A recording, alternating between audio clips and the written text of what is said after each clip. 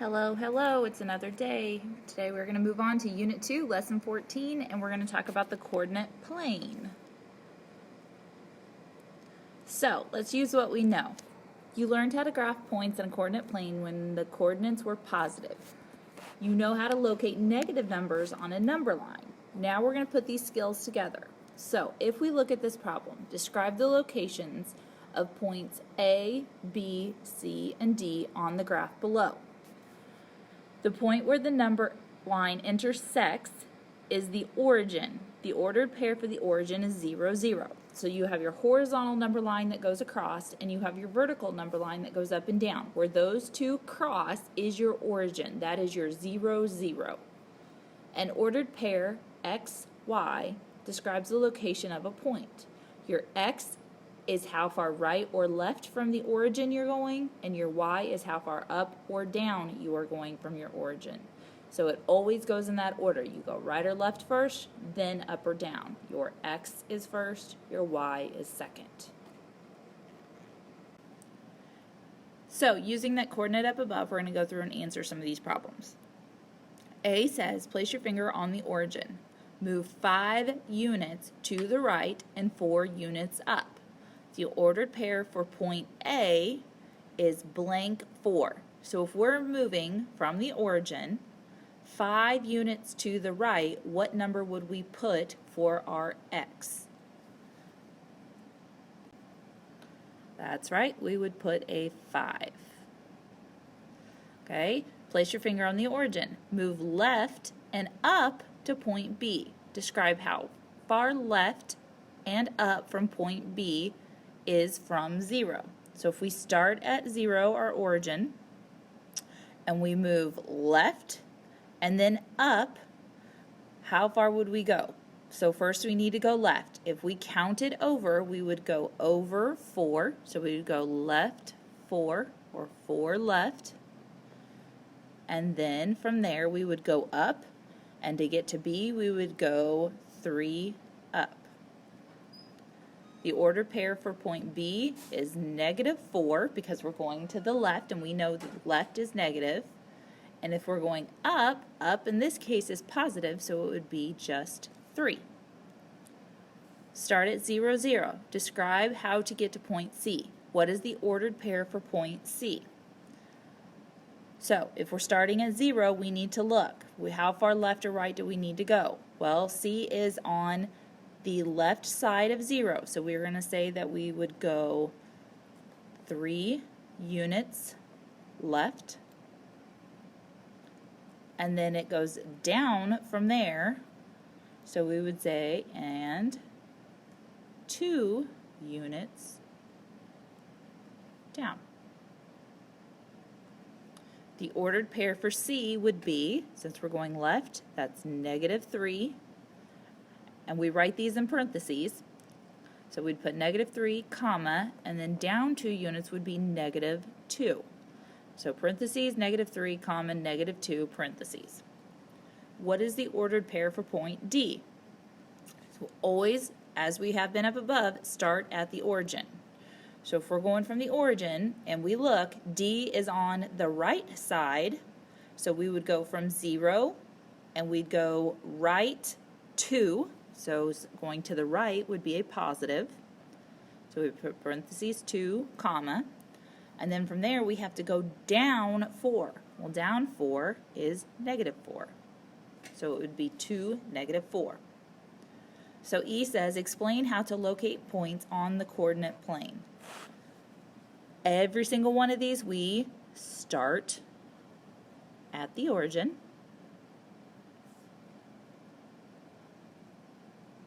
That's our 0, 0. And then move left or right. Then up or down.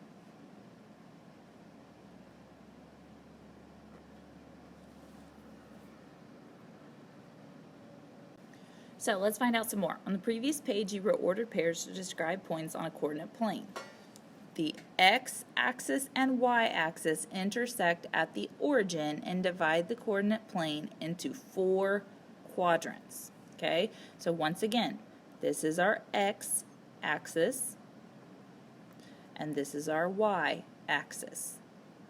And when they meet, you can see that we end up with 4 quadrants. These are called quadrant 1, quadrant 2, quadrant 3, and quadrant 4. But if you notice, they are written with Roman numerals. So whenever you are writing quadrants, you need to do that. It starts at the top right corner with quadrant 1 and then works its way counterclockwise to quadrant 4. Okay, so quadrant 1, quadrant 2, quadrant 3, and quadrant 4. So if we were to look, points A, B, C, and D from the previous page are in different quadrants. Points E and F are not in a quadrant. Why would we say that they're not in a quadrant? Look back. It tells us point E is at -2, 0, and that means that it's on the x-axis. Okay, so whenever it's on an axis, you don't have a quadrant because it's right on the line. Same thing with F. Point F is at 0, -3, and it is on the y-axis. So that means that it once again does not have a quadrant. So if it falls on an axis line, it does not have a quadrant. Up here you can see all of these are not on an axis line, so that means that they are all in a different quadrant. So let's reflect. Describe the location of a point that has a negative x-coordinate and a negative y-coordinate. So if we just kind of think of a quadrant here, if we're going negative, that means we're starting at our origin here and we're moving left, okay, because this is our negatives. If we are then going to have a negative y-coordinate, that means that we go down. So if we're going down, we're having a negative coordinate here. What coordinate are we in?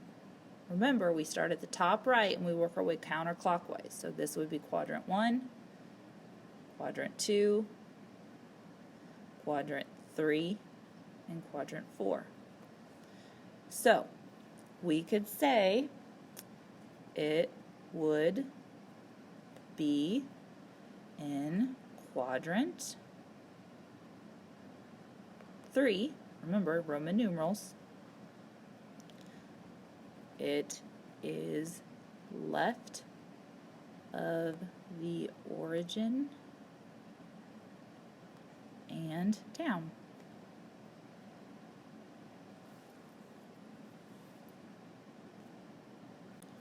So, graphing on a coordinate plane. It says, Alan is a college student. She started her day in her room. Then she attended classes in the science, education, and art buildings. She ate lunch at the dining hall before meeting a friend at the music building. The coordinate plane represents a map of Alan's college campus. Graph each building as a point on a coordinate plane labeled with the first letter of the building. So there you can see we have our coordinates. For the science building, it's -5, 3. For the education building, it's -6, 0. Art is -2, 2. The dining is 0, -1. And the music is 6, 5. So, in the first model, it says you can use words to describe the locations. So we're just talking about where it is from the origin. So for the science, since it's -5, we'd say we go 5 units left and 3 units up for +3. Okay, for the education building, from the origin, it's just 6 units left because it's -0 or -6, 0. So we're not going to be going up or down any. Okay, and you could do that for each of the following. Or we can just graph it. You can graph the ordered pairs to solve the problem. So we went through and we used each one of the locations and we graphed them.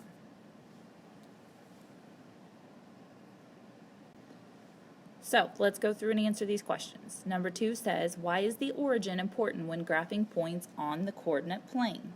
Well, where do we always start? At the origin. It is the starting point. It is always important to start at the origin. Number 3, look at the ordered pairs and model it. What does the first coordinate tell you? Well, the first coordinate tells us how far left or right to go.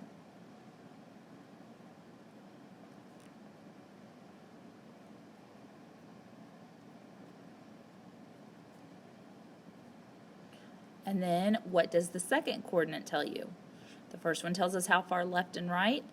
The second coordinate tells us how far up or down we need to go.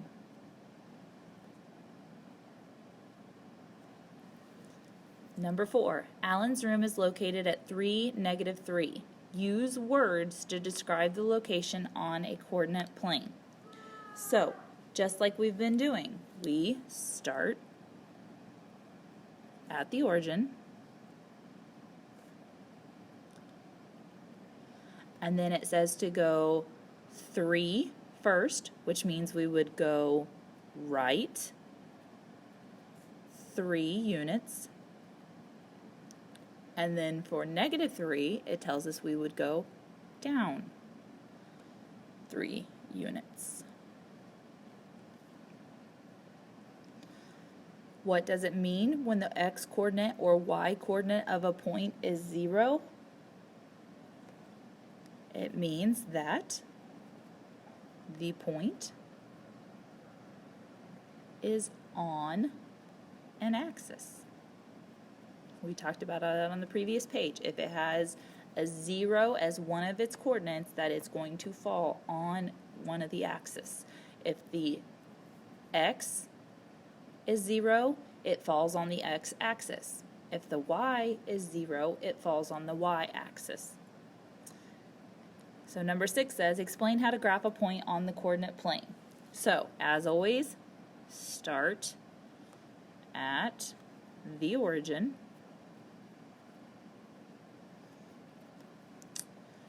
First coordinate tells to go up, whoops, back up, not up.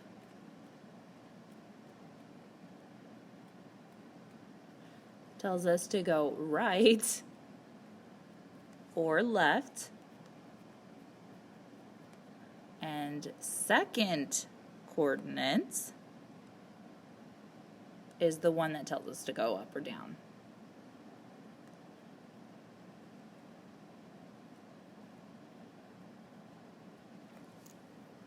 That's one of the biggest things that people mess up on, is that they switch them. They try to go up or down first, then left or right. It's not that way. You go right or left, then up and down. Alright, so now it's your turn to try it. We're going to use what you just learned about graphing on the coordinate plane to solve this problem. Number 7, graph and label these locations on a coordinate plane. Explain how each point is related to the origin. So basically you're going to go in there and you are going to plot your points for each location. Make sure that you label them so that we know what point represents which location. So pause the video, take a moment, and do that.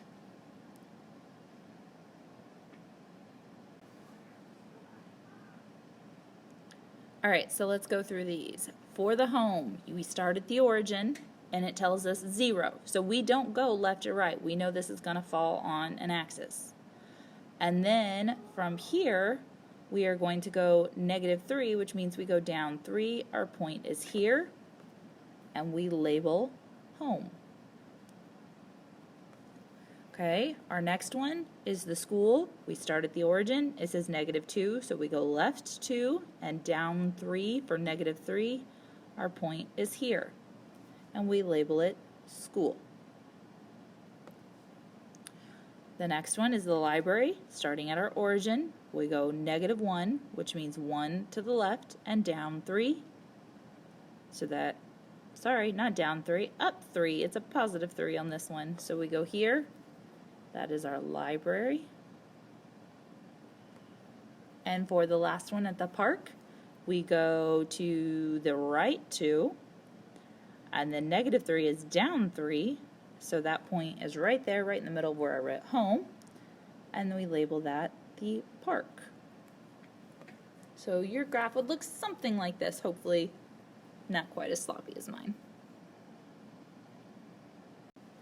Alright, so on the next one, now we're going to talk about reflecting points. So it says, Sophia draws 3 triangles. What is the relationship between the coordinates of the vertices of triangle A, B, and C and triangle DEF? What is the relationship between the coordinates of the vertices of triangle ABC and triangle GHI? So, if we look at the picture, it says you can list the coordinates of the vertices of each triangle to understand the problem. So, you can see in black is triangle ABC, in red is triangle DEF, and in blue is triangle GHI. And we can then look across and compare each point. So A for the first one is 2, 7. D would be 2, -7. So what could we say about those 2 triangles? Well, we could look and see that our first coordinate's the same, but our second coordinate is the opposite. So that's a reflection across the x-axis because the x number stays the same. If we compare ABC to GHI, our x-coordinate for the first one is 2, but our x-coordinate for the second one is -2. Our y is the same, so you could say this one is a reflection across the y-coordinate. So let's answer some questions and maybe it'll make a little more sense. Across which axis do you reflect triangle ABC and DEF? Well, I just mentioned that earlier, and it would be across the x-axis because our x-coordinates are the same. Number 9, look at the coordinates of points A and D on the graph. What is the same? Both of them have the same x-coordinate, which is what we just said. What is different? Well, the difference is the y coordinates are opposite.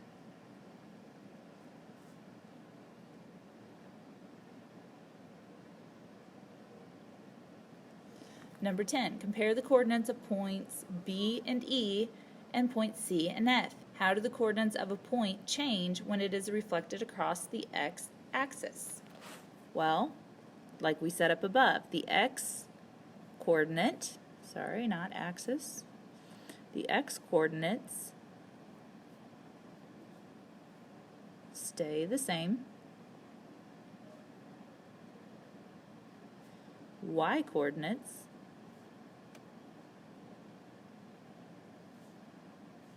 have the opposite sign. So if it's a positive, it becomes a negative sign. If it's a negative sign, it will become a positive sign. Number 11, across which axis do you reflect ABC and GHI?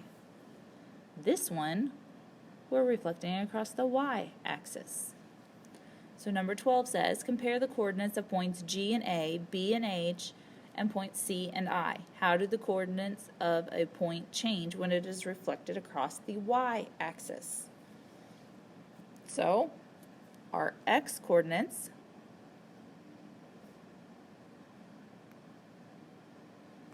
have opposite signs.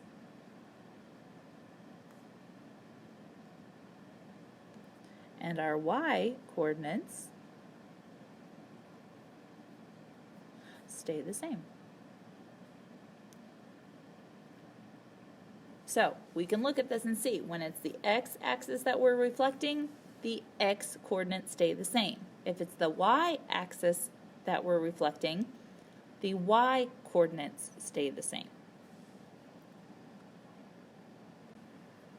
So now it's time for you to try it. Number 13 says, Brandon draws a reflection of the point -4, -6. He gets the point -4, 6. Across which axis did he reflect the point, and then explain how you know. Remember, go back up and look where it tells us if we're reflecting across the x-axis, which coordinate stays the same, and if we're reflecting across the y-axis, which coordinate stays the same. That will be able to help you. For number 14, it says Flora reflects the point 5, -10 across the y-axis. What are the coordinates of the reflected point, and explain how you know. So remember, once again, look back up at the top. It can help guide you. Take a moment, pause the video, and then answer these questions.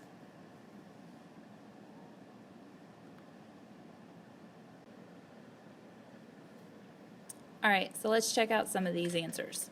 Number 13 says, Brandon draws a reflection across the point of -4, -6, and he gets the point -4, 6. So if we look at these two coordinates, which number stayed the same? Our x stayed the same. So if our x stays the same, that means that we are reflecting it across the x-axis. Okay? And we know this because our first number, our x coordinate, stayed the same.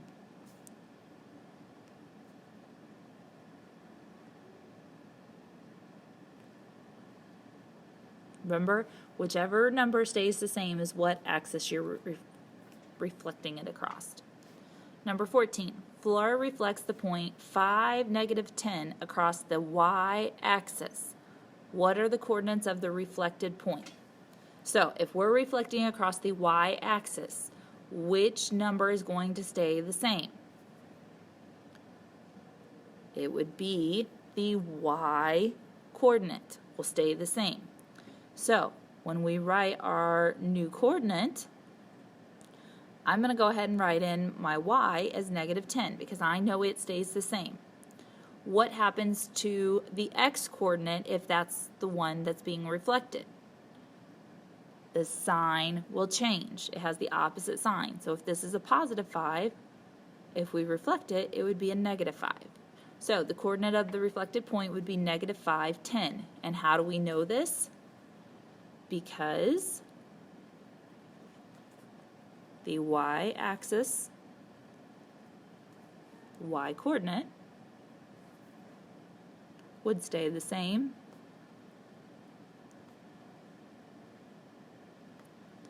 and the x coordinate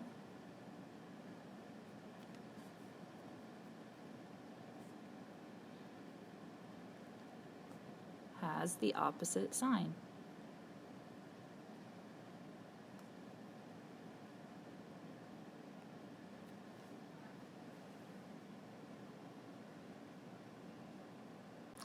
All right, so the last thing we're going to talk about with the coordinates is distances between points.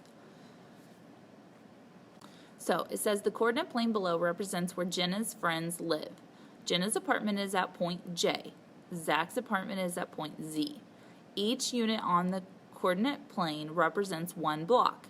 How many blocks does Jenna need to walk to get to Zach's house? So we can model this. We can count the units between points to help us understand. So we know that the x coordinates are the same, so we can count the units between the y coordinates. So we would count from 4 to -6. The second model, it talks about how we can use absolute value to help us do this. We can find the distances of both points from the x-axis and then add them. So basically, we would be taking the distance from -5, 4 to the x-axis is 4. Because we find the absolute value of 4. And then the distance from -5, -6 to the x-axis is -6. So we take the absolute value of -6. And you can see down here we added those. 4 plus -6, or the absolute value of each, would be 4 plus 6. So for number 15, look at the first model it. Count the units from -5, 4 to -5, 6. How many blocks are between Jenna's apartment and Zach's house? Explain how you know. Well, if we count them, you just count up each block. And we would get 10 blocks. and you counted. So I counted the units between the y coordinates.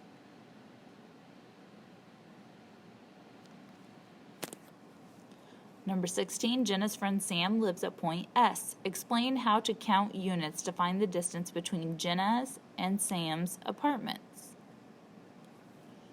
Well, both points have the same y coordinates.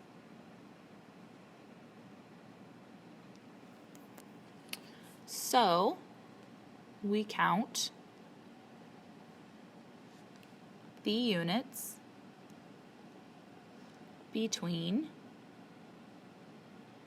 the x coordinates. And if we look, the x coordinates are -5 to 3, so that would be a total of 8 blocks. Number 17, look at the second modelet. What distances do the absolute value of 4 and the absolute value of -6 represent? Well, we talked about this last week. Absolute value is basically just how far from 0 it is. So, the absolute value of 4 is the distance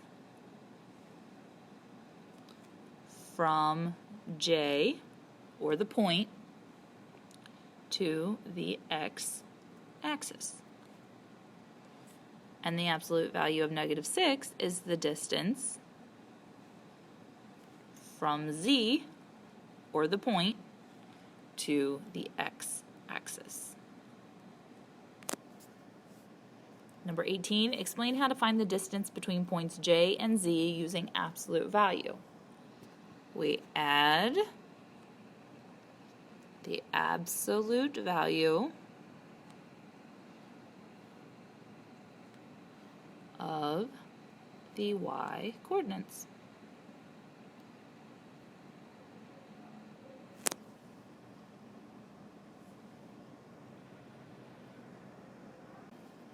So let's go ahead and add to this. So if we take the absolute value of 4 plus the absolute value of -6, we will get 4 plus 6, which equals 10 blocks. And then on number 19, explain how to use absolute value to find the distance between two points with the same x-coordinate that lie on opposite sides of the x-axis. Well, in this case, we do the opposite of what we did above, and we would add the absolute value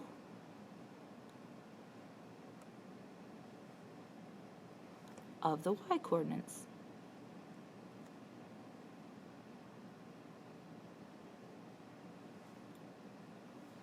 When they have the same y, you do the x-coordinates. When they have the same x, you do the y-coordinates. So, now let's have you try it. Explain how to find the distance between points J and S using absolute value. Remember, if you need to turn back to the previous page to look, or if you need to look up above, do that. But pause the video, take a couple moments, and answer the question.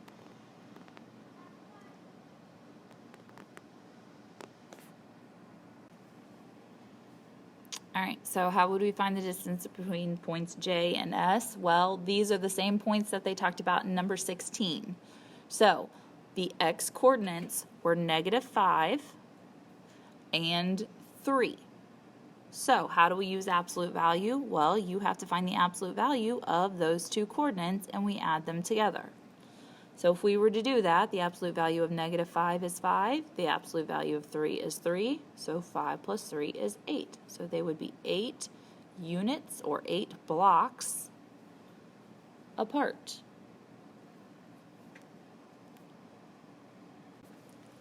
So if you have any major questions or something you still don't really understand, please raise your hand and I will try to come around and get to you and help you out.